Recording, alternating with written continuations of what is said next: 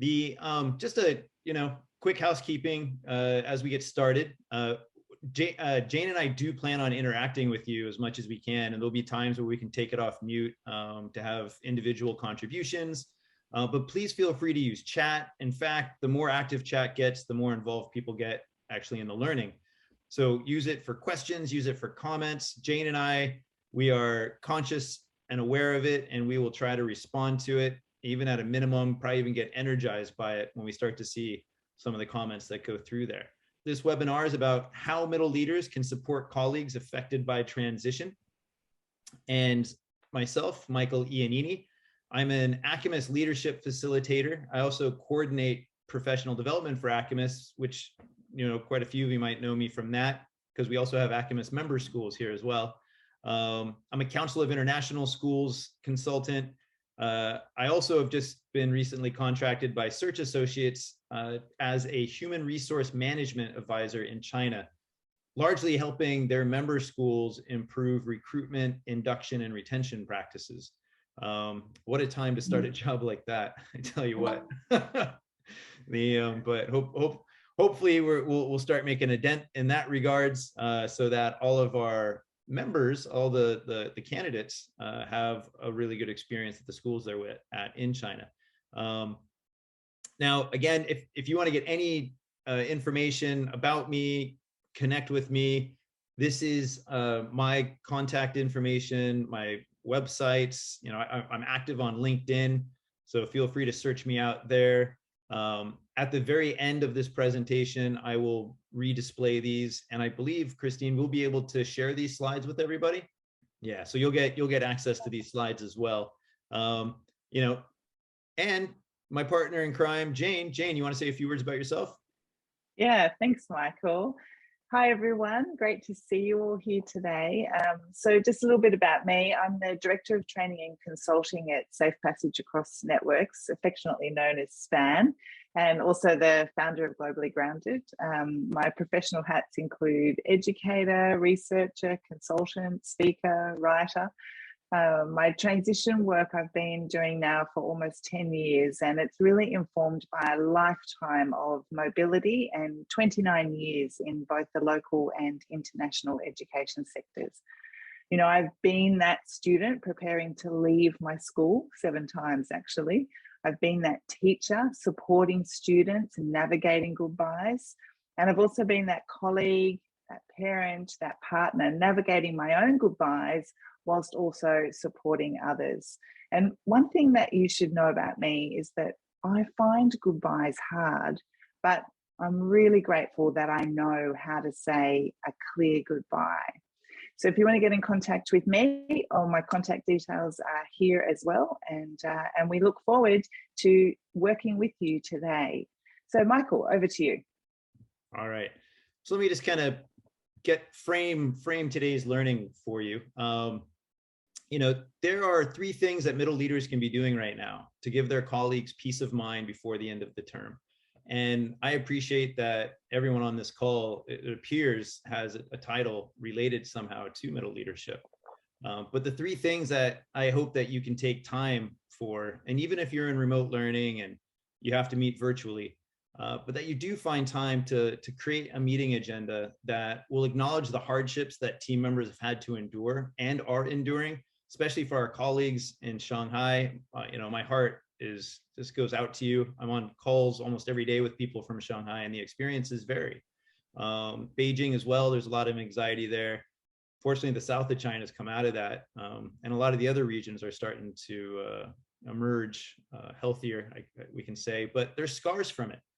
And that's a big part of what we're talking about today, is how do we address and acknowledge these scars so that people aren't going home over the summer or into their new roles with them, because they have a traumatic impact on our ability to relate and build relationships with others, especially over a period of time where they just accumulate. And in international education, where we look at turnover in a majority of roles being approximately 3 years, or at least beyond one contract period, there's a lot of hurt that builds up.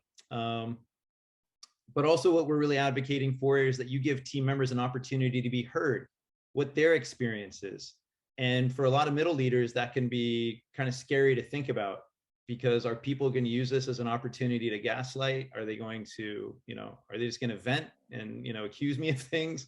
It takes a very brave middle leader to give their team members voice. But when we do it, and we do it often enough, team members often and will respect the norms. So if it's something that you don't do or something that you're apprehensive about, you might need to prepare your team for that. And that's some stuff that we'll go over today and that I invite questions about later. But lastly, having these types of meetings at this time of year is also an opportunity to debrief team performance. It's a way for you to get feedback about how the team has coped over the course of the year, your role related to it, because it's an opportunity for development for you. So these types of meetings I see as a form of professional development. Now, again, one of the reasons we are advocating for you to take this role now is largely because you're the closest to the front lines as well. You're the closest to these team members. You know how they feel, you can sense it. And even if you're worried about how these conversations might go, that's probably because you know of the dynamics and what's going on in that team. You're the best person to actually facilitate this conversation. So keep that in mind of why we are advocating for you to play this role. Now, middle leaders will also have a much greater appreciation of how the relationship is changing over time. And so you can acknowledge that as well. You can have an opportunity to share your observations, what you've seen. And as a lens for your team, it's also demonstrating for them what you'd like them to share in the way of observations. So you're demonstrating effective communication and how they should be voicing what they're feeling and what they've experienced. Now, interestingly, I didn't mention about my one role as being on the board of SPAN with Jane, where we work as colleagues. Transition care was something that I became acutely aware of and passionate about after attending a workshop that Dr. Douglas Oda facilitated for ACAMUS in Hangzhou about 5, 6 years ago now. And it just really got me thinking, what Doug was really talking about that particular time was about the impact that transition has on students and student learning.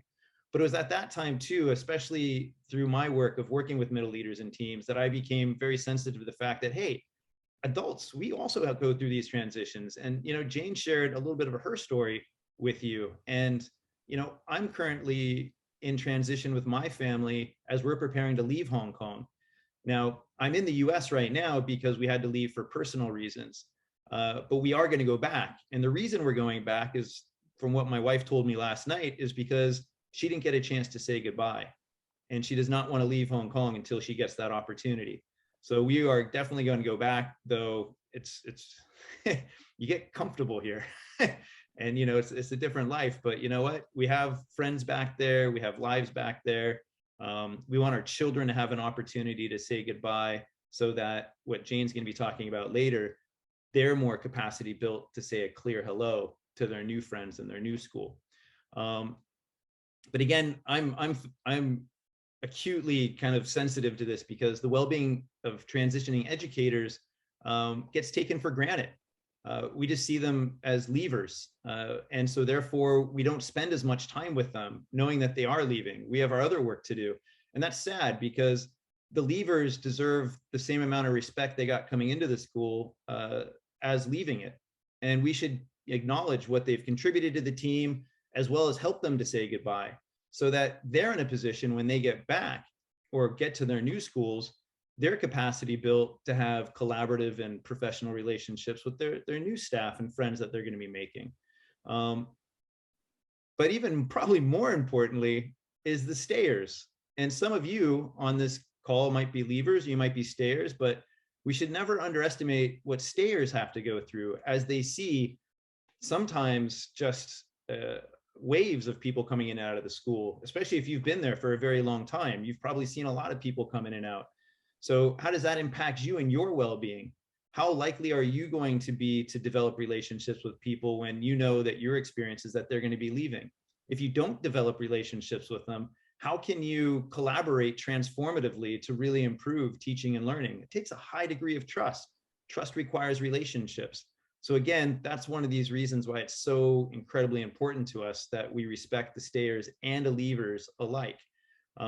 So as we now move into this webinar, and as I'm about to hand it over to Jane, it's really important for us to help you and capacity build you in this time so that you can achieve these three outcomes of, number one, helping and acknowledge team members' contributions, helping them recognize those contributions and the experience that they're having right now.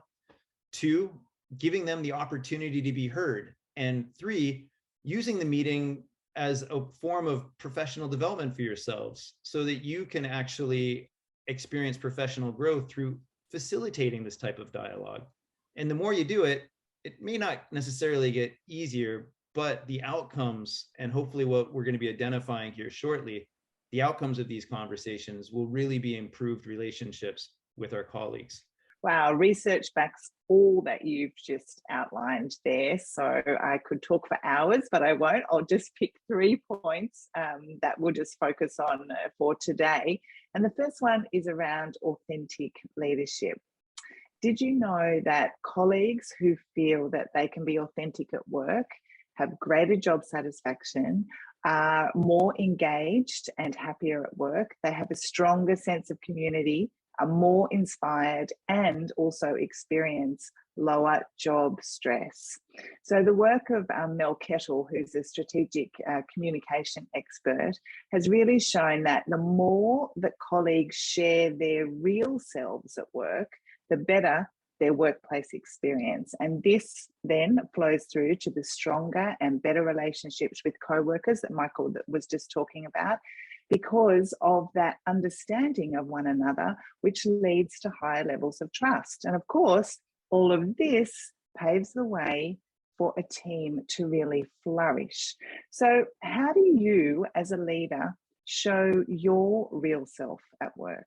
How do you role model positive, authentic behaviors and authentic emotional integrity so others follow your lead? Just have a little bit of a think about that. The second area of research that really highlights what Michael was saying is around international school staff transition care support. In 2020, Ella Mahoney and I reported our research findings into the current international school transition care landscape.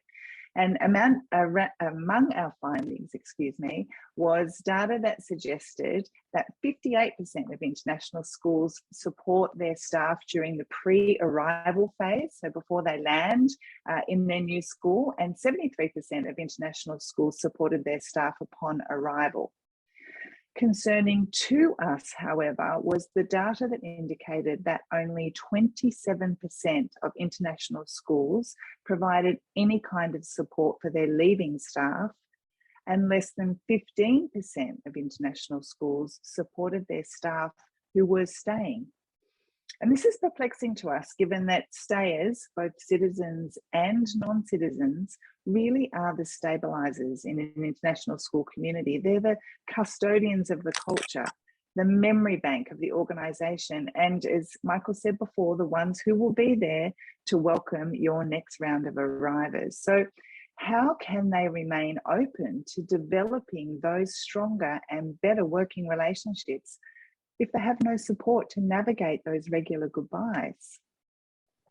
The third area of research that I'd like to highlight is, what is going on when it comes to impacting the impact of transition care on teaching and learning. Well, transitioning from one team to another, one school to another, one location to another, one culture to another. In fact, any of life's transitions has a lasting impact on us, doesn't it? And that's because transitions impact our emotions. We know, perhaps more in 2022 than ever before, thanks COVID, that our emotions really underpin our ability to think and to learn. Leading neuroscientist Dr. Mary Helen E. Modino-Yang, I'm a big fan of her work, says that our emotions are not just some messy toddlers in a china shop running around breaking and obscuring cognitive glassware. Instead, they are more like shelves underlying our cognitive glassware. And without them, our cognition has less support.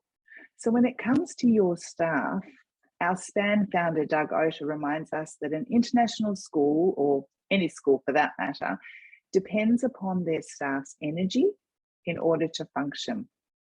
It also depends on their staff's professionalism in order to excel, and their staff's dedication to keep growing. So facilitating opportunities for staff to finish well and say a clear goodbye helps maintain emotional health and develop the ability to tighten and loosen those relationship bonds. And of course, that allows our leavers to leave well.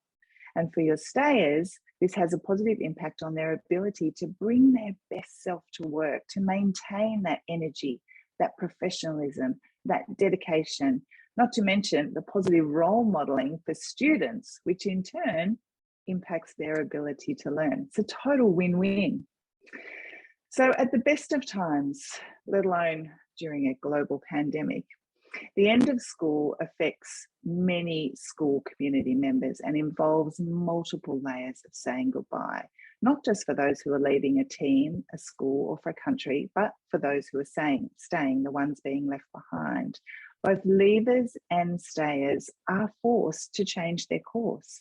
So even though the leavers may be the ones who are saying goodbye to people, places, perspectives, possessions, and sometimes even pets, stayers are also saying goodbye to the life that they are used to. As the people who they care about, work and interact with daily leave, the routines of the stayers are affected as well. So everyone's going to have to find their way and set their course again. So Doug Otter feels that the first law of transition, or tells us that the first law of transition, so we can move to the next slide, Michael, is that you have to say a clear goodbye in order to say a clear hello. It is the cornerstone of transition care in your school. Positive leave taking is the foundation for establishing and maintaining systems and traditions for doing things, something that is really, really hard, saying goodbye. So Doug says that neglecting the first law of transition erodes the attachment systems of the people at the heart of your community. And neglecting this first law of transitions is simply unsustainable for a school community. Positive leave taking, however, positions members of your team to keep their attachment systems clean and strong so they can cope with another round of goodbyes year after year. Problem is that nobody really likes goodbyes, do they? Because goodbyes mean that something is ending. They're hard. So how can you as a leader help your team to say a clear goodbye so that they can say a clear hello in the next academic year, wherever they may be? Or to use Michael's phrase, how can you give them the best parting gift? Peace of mind. So some of you may be familiar with the RAFT framework developed by Pollock and Van Rieken. It has been the tried and true method for saying clear goodbyes for more than 20 years now. You may well use it with students in your classes. We're going to use it in this context here. So when you build a raft, it becomes an effective strategy to say a clear goodbye in order to say those meaningful hellos in the next chapter of your life. So by tying the 4 basic logs together, R, A, F, T, your raft will help you and your colleagues to leave your current shore, keep them and you afloat, and safely arrive at the next shore, wherever that may be. So building a raft is relevant for both leavers and stayers. I know it's been used a lot for leavers, but it's equally relevant for stayers as well. So even if you or members of your team are staying, building your raft provides a vessel to help you to navigate that new normal, as the people you care about and work with are no longer going to be part of your daily routine anymore. And of course, this is even more challenging, as Michael said before, when the goodbyes are very abrupt and suddenly have to be virtual, as we've been experiencing during this whole age of Corona. So as leaders, we really recommend that you facilitate this raft building process with your team members, and don't forget yourself in the process. You are an important part of this process. So I'm going to begin with reconciliation. So this is where we create space to address any unresolved relational issues in our team and provide support for and with our team members. Did you know that when we're facing a challenge, it actually seems more achievable when we have support of someone beside us? And in fact, research totally backs this up. Researcher Simone Schnell and her colleagues found that when a person stood at the bottom of a mountain with a heavy backpack on and then looked up at the mountain and saw in their mind that it was extremely steep, almost insurmountable, when they were standing there on their own. Then, when someone came and stood beside them, they again looked up at the exact same mountain, and all of a sudden, their heavy backpack seemed lighter. And the mountain that they previously looked at and thought was insurmountable looked less steep and indeed conquerable. Interesting, don't you think? So using this first log of the raft is a space for leavers and stayers to really communicate with one another. Usually it's used to forgive as a space for forgiveness, to forgive and be forgiven. And if you feel that this is relevant for your team, then I really encourage you to ask for this to be done individually, not in a public setting. And as Michael said before, you know, you as team leaders really are the best people to know what's going on in your team. But in the broader sense, reconciliation also means the coming together with understanding and respect for one another. At its heart, reconciliation is about strengthening relationships. And let's be honest, we're all in the international school community. We know that it is a really small world. You never know when you might be working with your current team members again. So right now you might be thinking, oh, this is all too hard. I really just don't want to facilitate this conversation about relational issues within our team and challenges around support. It's just easier to look away and just ignore it. Well, let's address that now, because we're going to break out into breakout rooms in just a moment, and we're going to give you 2 guiding questions for your conversation. The first guiding question is, what are some scenarios or reasons why we don't want to facilitate a conversation about reconciliation at this time of year?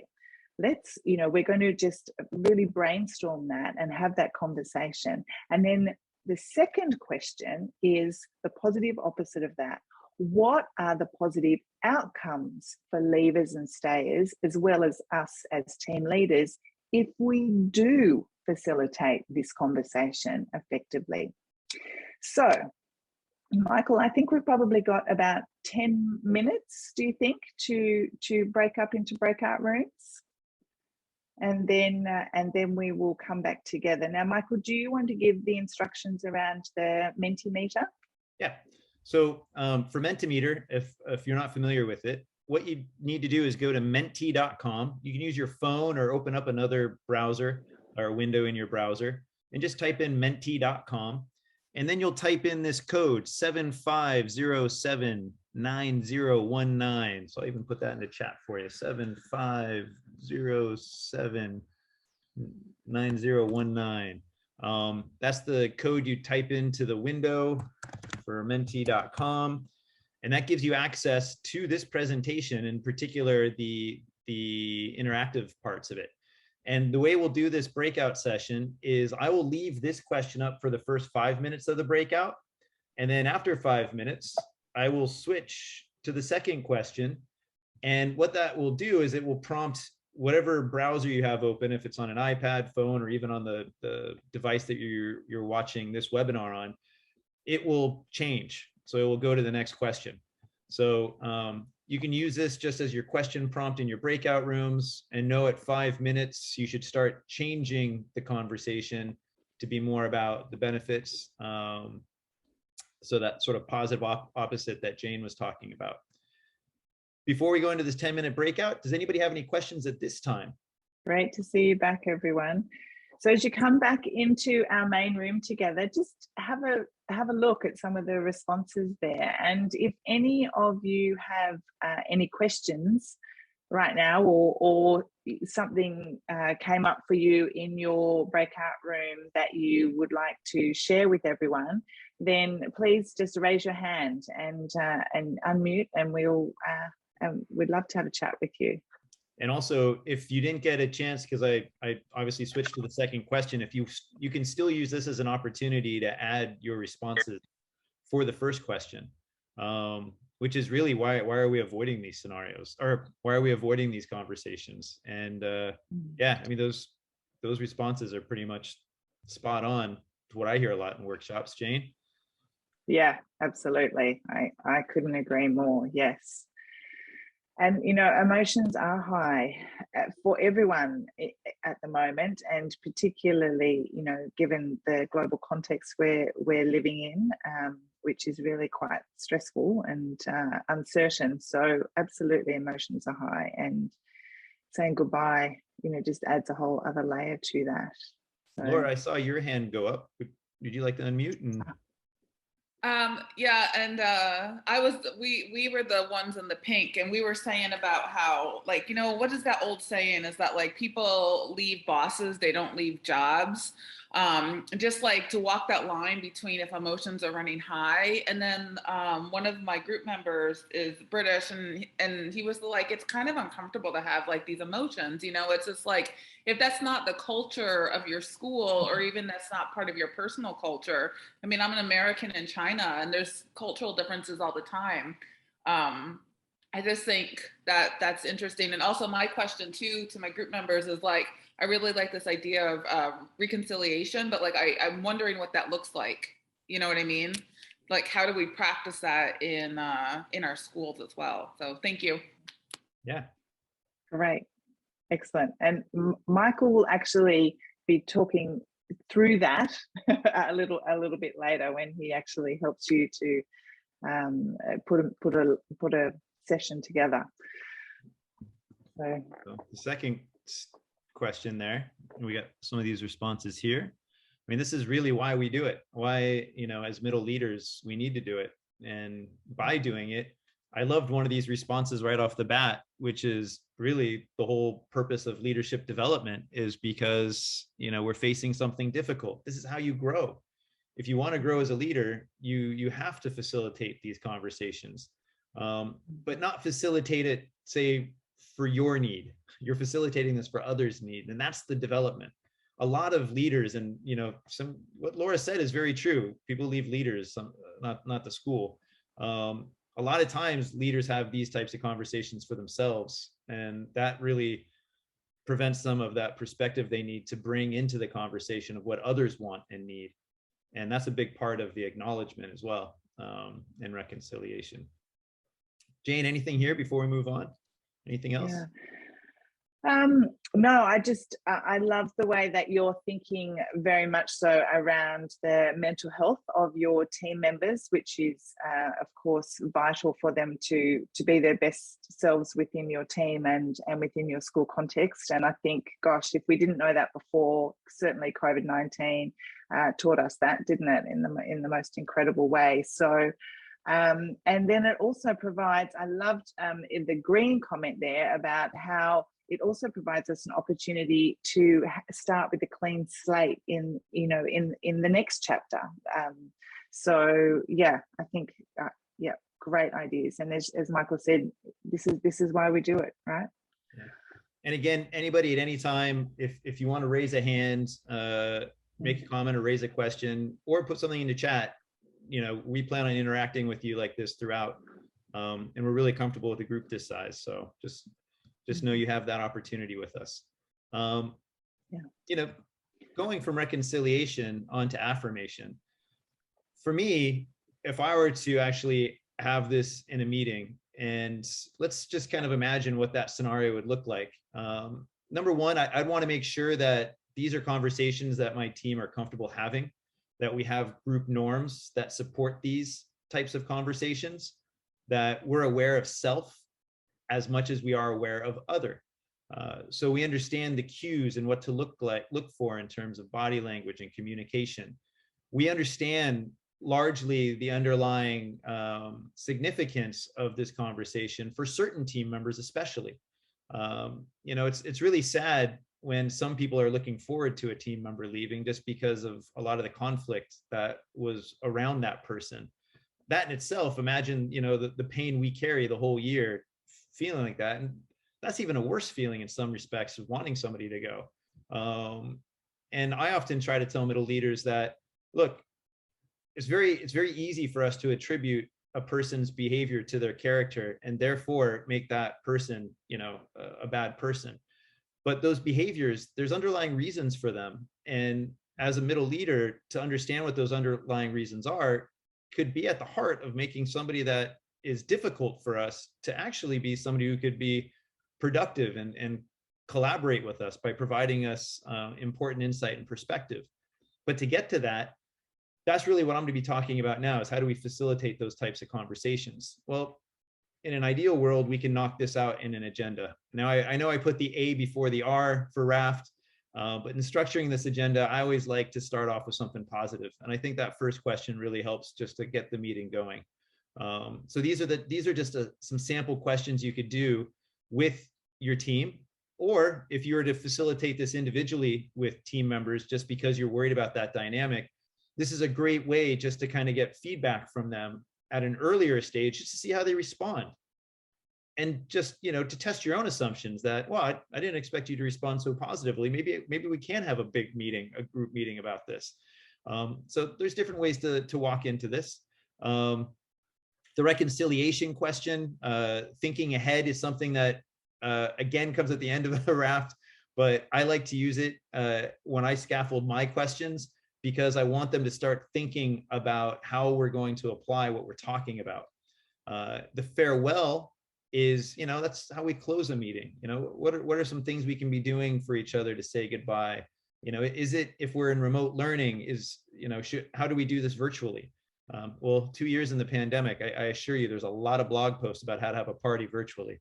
So you don't have to worry about that. But when we think about what RAFT is in the context of a meeting agenda, well, these are the questions that drive that agenda. And again, you'll have access to these slides at the end.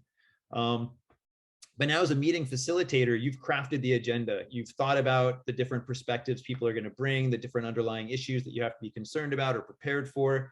You've even met with team members in advance just to test how they're going to respond.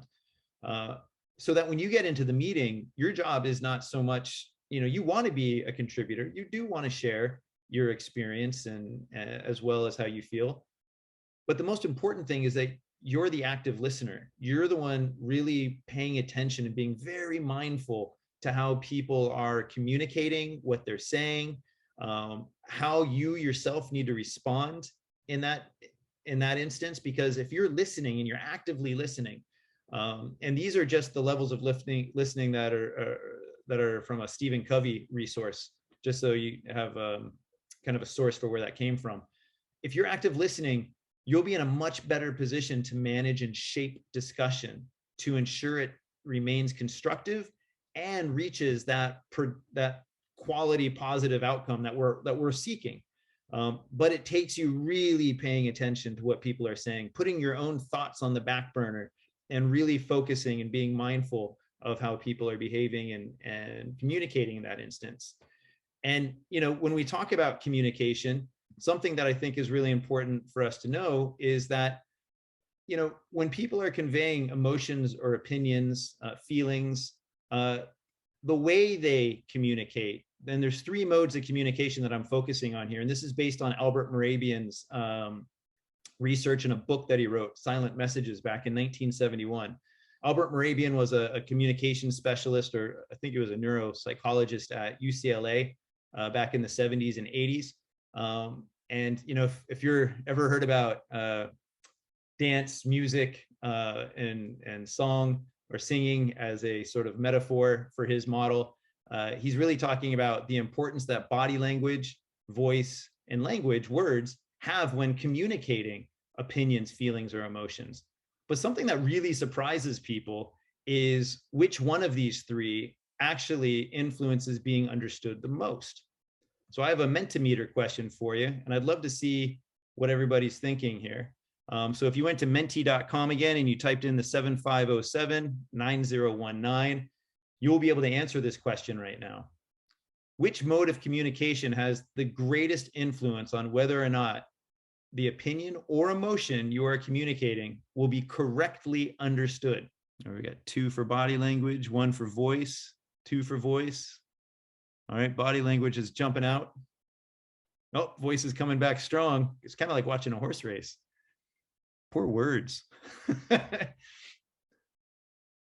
Yeah, as we look at this and the answers there, survey says is just to kind of be the spoiler here, it is body language.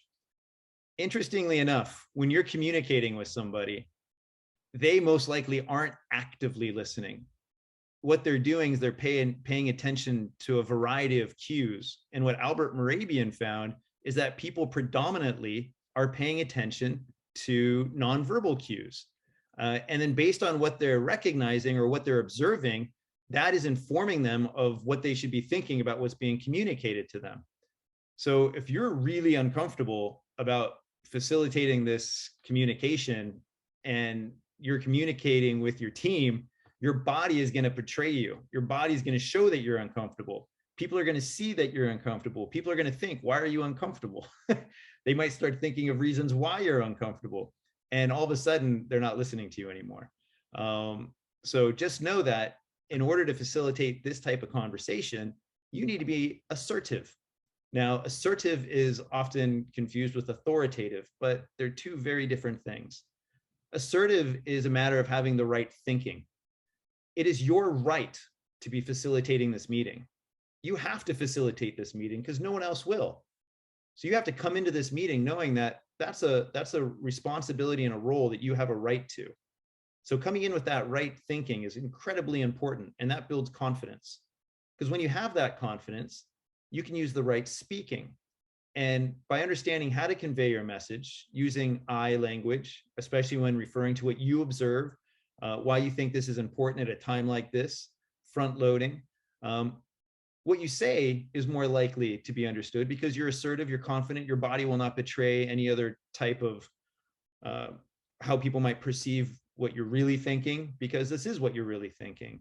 And your words are accurate and they're in sync with your body. And that's the right behavior. That's the most important part of this type of communication when you're facilitating a meeting. Now, when you're facilitating this meeting, you've already set the agenda. And again, you understand all the dynamics. You're coming into it and you want to help people be understood. But now a lot of people, even though they've been given time to think about these questions and answers, this is tough for them. You're coming in assertive, you're coming in confident, but your other team members may not be. This is going to be uncomfortable for them. They may not correctly express themselves. You're going to need to help them do that. The way you're going to help them do that, an effective facilitator knows how to use inquiry to help people to be understood. Effective inquiry is really important because of this other little known fact that actually was, I think, first popularized and known by Peter Senge in his 5th Discipline Field Book. This is a book from 1994. Probably one of the most important things about this ladder of inference is this is how people think. They go from observing data all the way up this ladder to taking action. And in fact, what most people do is they observe something, they take action like that. Snap of the fingers, observe something, take action, snap of the fingers. That's because these are leaps of abstraction. What they're doing is their body is responding. Their mind this is a biochemical process. They're responding in a way that they're conditioned to respond because they recognize something, and based on what they've recognized or they observed, they're already preconditioned for a response and action, a belief. Somebody's, in a meeting on their computer, instinctively we sneer at them or we start thinking badly about them because they're not paying attention. Now, interestingly, these are assumptions that we're making. And one of the interesting things about Peter Senge is this whole idea of the ladder inference is based on the fact that we live in this world of self-generating beliefs, which remain largely untested, these assumptions, right? That you can see even here in the ladder right there in the middle. And we adopt these beliefs because they're based on conclusions, which are inferred from what we observe, plus our past experience. Now, our ability to achieve the results we truly desire is eroded by, well, number one, our beliefs are the truth. Two, the truth is obvious, of course, because that's what I believe. Our beliefs are based on real data. Yeah, I saw it, so that's true, and that's why I have this belief. And the data we select are the real data. There is no other data. So obviously what I'm seeing is what everybody else is seeing. So by conclusion, that is what's happening.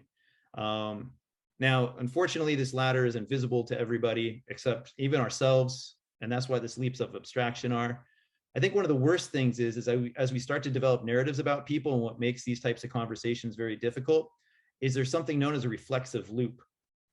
The data that we go seeking, or the data that we see, is data that we're actually seeking to reinforce those beliefs. So we may not see something else. We may not want to see something else because it doesn't actually align with our beliefs. So our beliefs are actually driving what we're observing. And this is a lot of what Peter Senge was talking about, and why a lot of your meetings can be very difficult, because even people in the meeting, they're not even aware of this thinking. So how do you make them aware of that type of thinking? You do it through questions. You help make their ladder visible. Now, when asking these types of questions, this is a matrix model that I use for my mentoring classes and my other sort of leadership courses that are on feedback, and actually all sorts of types of communication strategies that I introduce to educators and leaders. Is that developing effective inquiry is really an understanding of what do we want to get? What is the objective of the question? There are clarifying and there are probing questions. But in addition to that, there are fact and feeling questions. So are we looking for objective responses or subjective? Do we want to understand how somebody feels about something? Or do we want to clarify what they're seeing? Or probe to see what they expect to see? Like, what should we be seeing in this type of meeting? Or what have you seen in this type of meeting?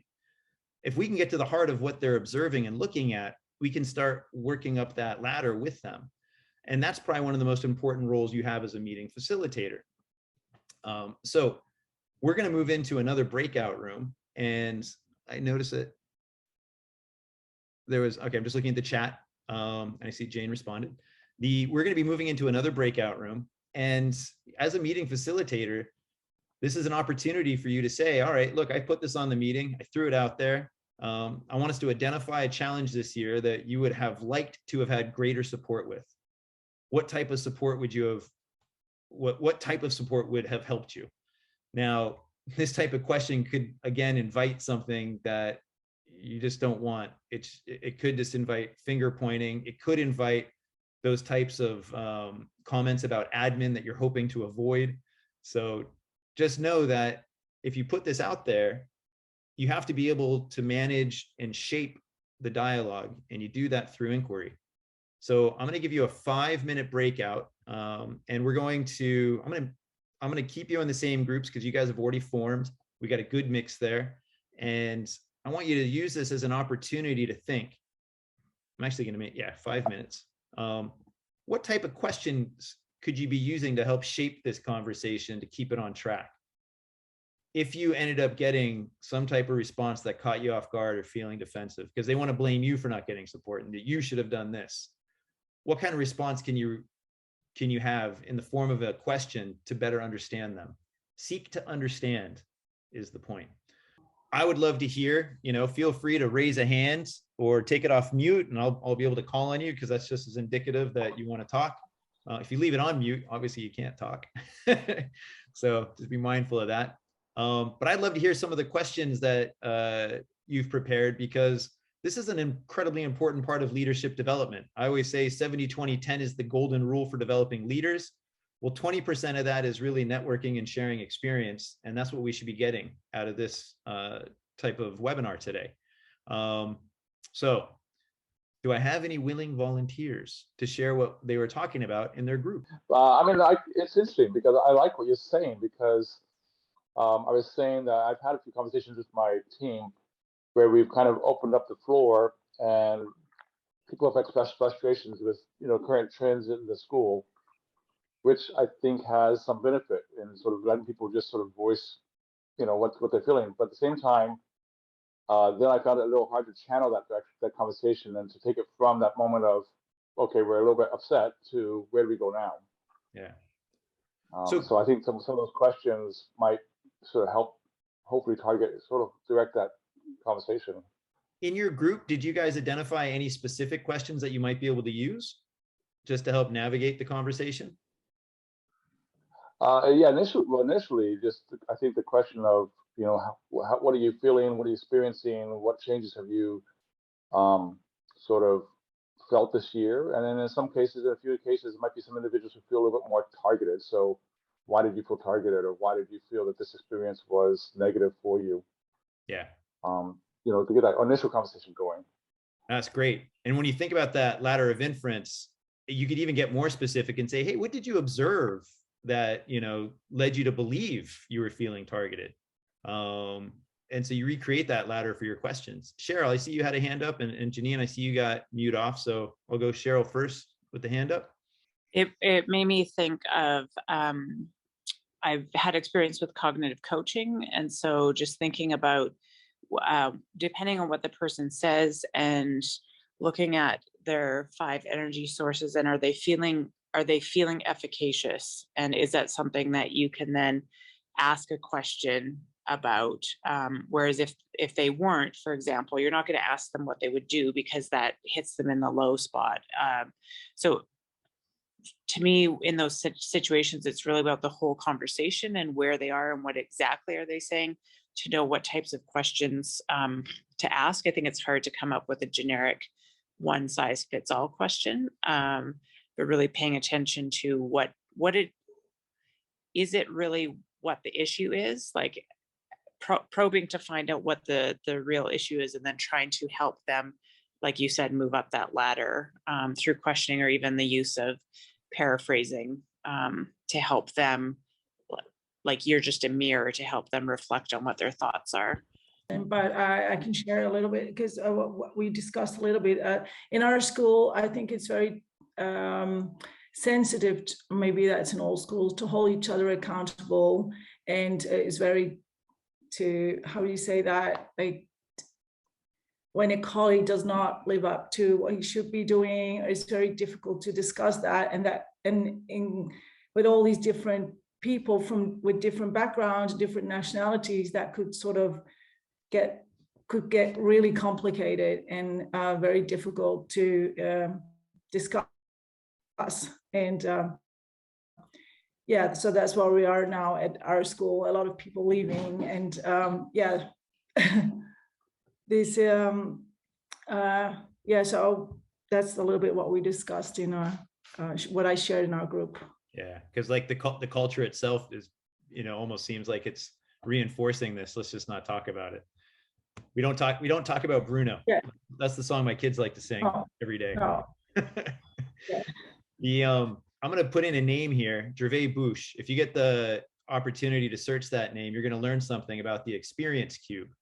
A very interesting thing about the experience cube is Gervais Bush says, he likes to recreate the ladder through a series of questions. And actually, he's got like kind of these 4 quadrants that you got to walk people through. And actually, he literally likes to walk them through it. You draw 4 squares on a floor, and you have a conversation with people. This is how he teaches it. But the idea about this is, he's saying, not only do we have to have a conversation to try to understand somebody's experience that they've already had, which can be really difficult because it's already been colored by everything else going on. So, coming back to what Cheryl was talking about, like, how do you go back and really try to unveil what's truly going on there? But what Gervais Bush would say as well is, like, you need to have a conversation about the conversation in that moment. And it's like, hey, how do you feel right now? What do you want right now? What are you thinking and feeling right now? And what do we want to get at the end of this conversation right now, compared to what we're trying to unpack, which might have happened a month ago? And that's an opportunity just to really calm people down, calm yourself down, and just be mindful of the moment. And when thinking in that moment about what somebody wants, then you paraphrase it. And that's basically letting them know they've been heard. And, we want to move forward from that respect. So that's something to think about when having these difficult conversations. Any additional comments before we move into farewells? So let's go back into our Mentimeter page now. And as I'm just talking to you about farewells, I would love you to brainstorm what you've seen that works well when it comes to farewell rituals. What have you already seen? And let's think about, some of us are in lockdown in various parts of the world. Some of us are not on campus. So let's think about both in-person and virtual farewell. So just while I'm talking, just if you can populate that, that would be brilliant.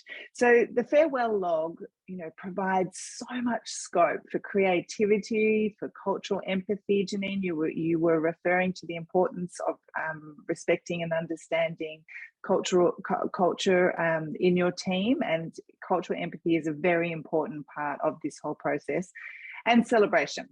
So saying goodbye in a culturally and team appropriate way is important because it keeps us from having deep regrets later on, which some of you identified in when we were talking about our reconciliation elements. So I really encourage you to respect your staff members' personality here. Not everyone wants a party. Not everyone wants a big celebration when they're saying goodbye. So I encourage you to give your team members agency to choose a farewell that really works for them. And Pollock and Van Rieken remind us that taking the time for rites of passage and celebration gives us markers for remembering meaningful people, and also helps nail down the reality that we are in fact leaving or being left behind. So let's just take a look at some of your ideas here. Great. Small surprise parties with the personal video message. Lovely. And of course, video messages are brilliant now in the virtual context when we are unable to be with people in person necessarily. Gathering of people, a keepsake, meaningful gifts, absolutely. Photo books. Are you guys familiar with the signmybook.org? So that is a great digital photo book that you can put together. Also Kudo board for if you can't get together in person to create that photo book, the tangible one. There are digital options as well. So I'll put them in the chat in a minute. I love these ideas. There's some brilliant ideas here, highlighting the contributions to the school and the community. One thing that I found worked really well, and this is particularly appropriate for leavers and stayers, is, acknowledging, like, if you've had Michael was talking before about having the 3-year contracts, which is so common in international schools, and then moving on.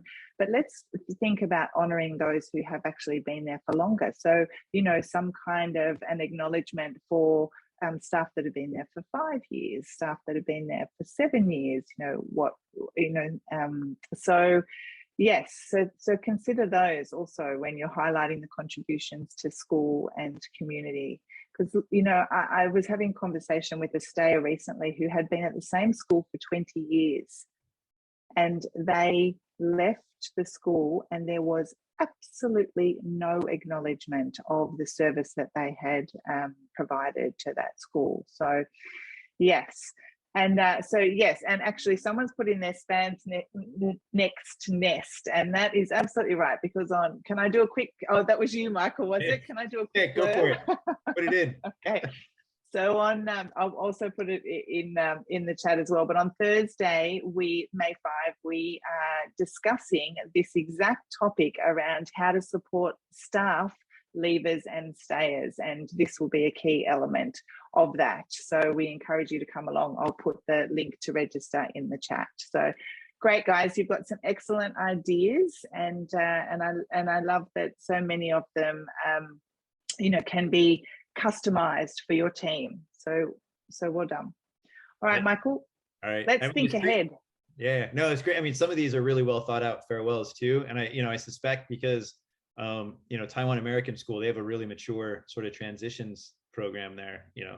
courtesy of Ryan. I don't want to give it just because of Ryan, because you get lots of important people there. But these are awesome. Please to start doing them. If you don't, who will?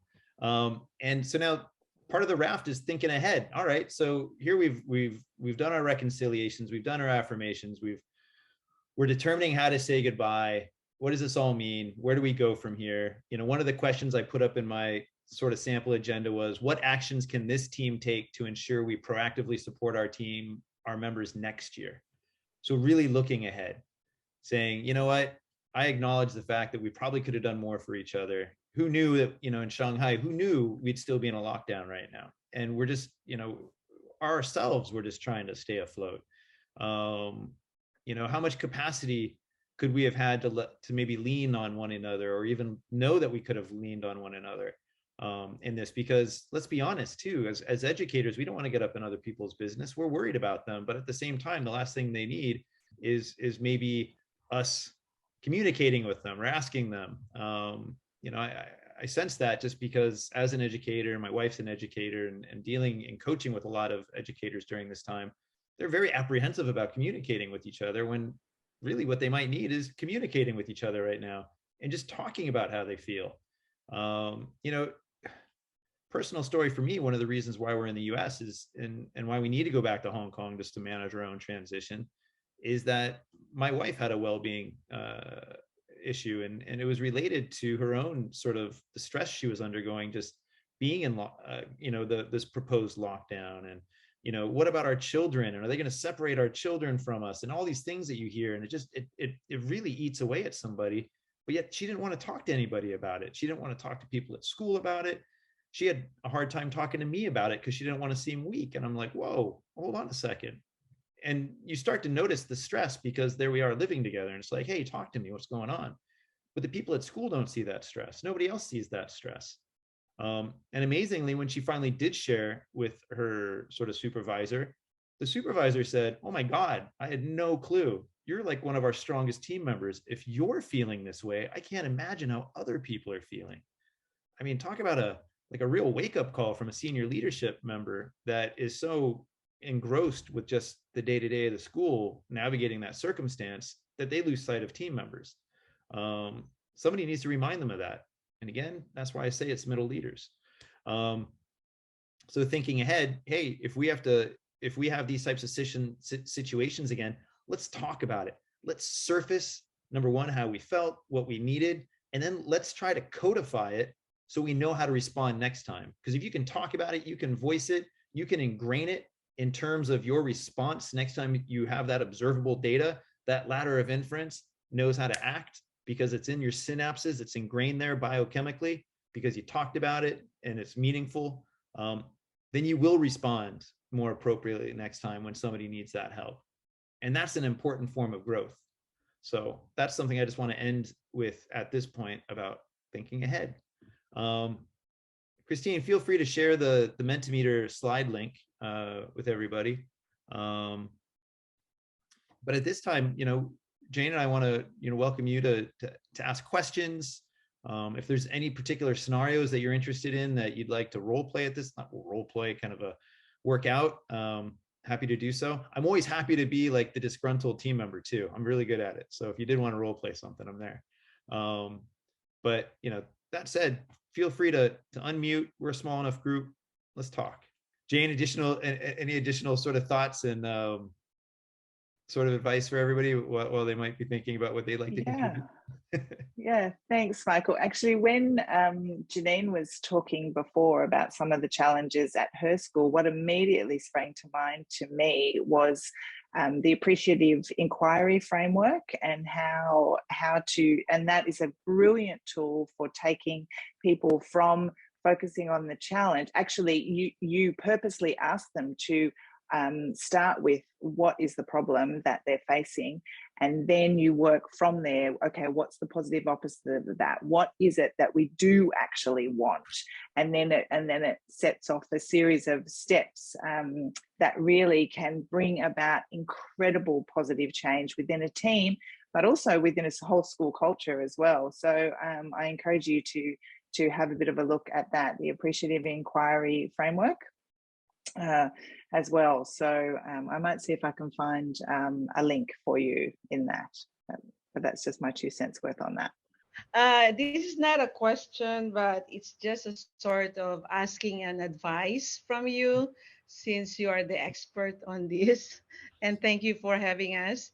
I've been teaching in East West International School for like 16 years or something, and I am the head of secondary science department for around 4 years. And this is the first time that we are going to have a leaver who is super negative with everything in the school. Like, for example, from the admin to the teachers, but not with me, because I always apply to him a kind of like a positive approach, because I know that he is always negative. So what advice are you going to give me? Because I'm going to have a party for him, for our department, before he leaves. So what is the best advice that you can give me to at least prepare him to be a little bit positive in the next school that he's going to be at? That's it.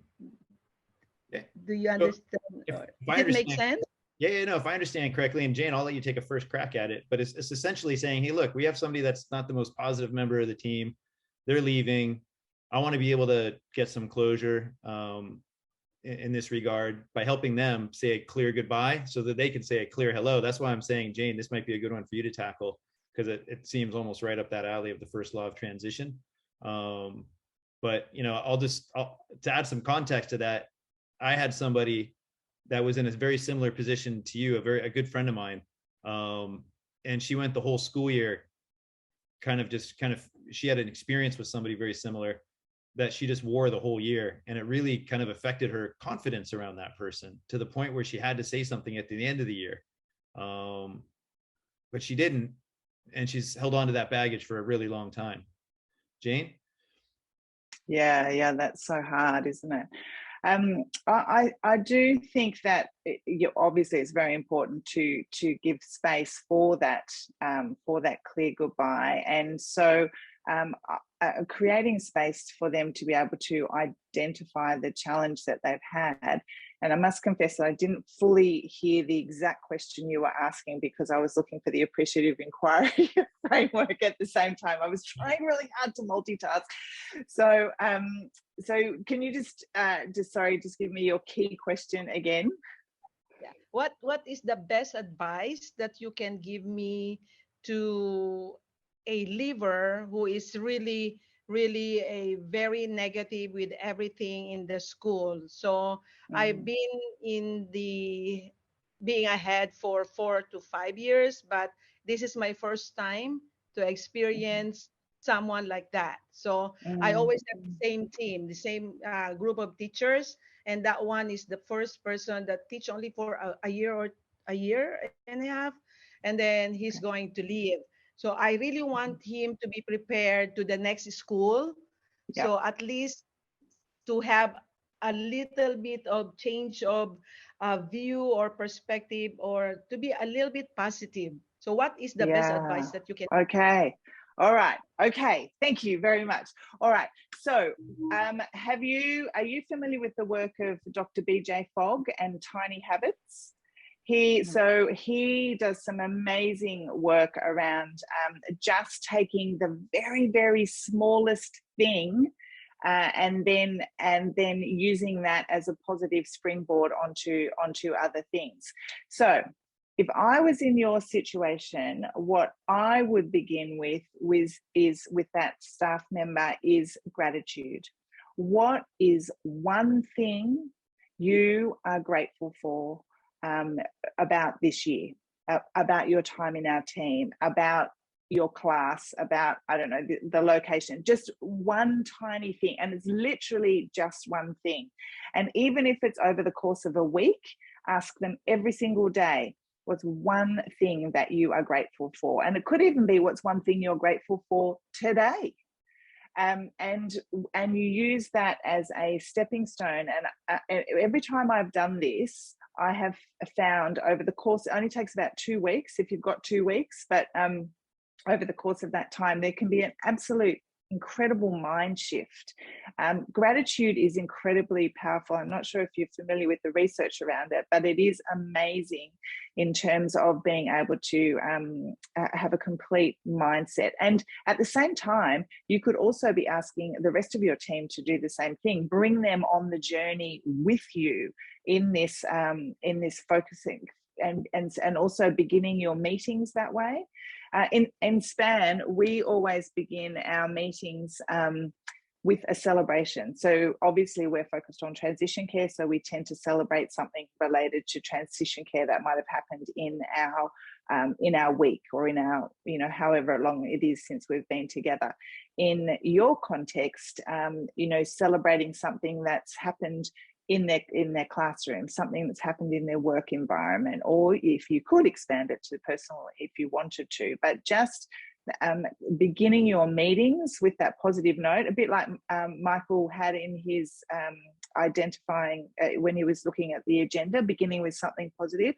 I think that's incredibly powerful. But on a one-on-one, starting with that tiny, just one tiny thing, what are you grateful for today in our team this year, whatever, I've found to be very effective. Does anyone want to add to that?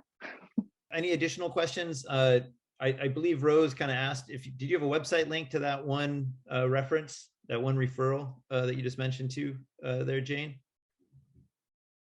You're on mute. Yeah, sorry, I'm good at this.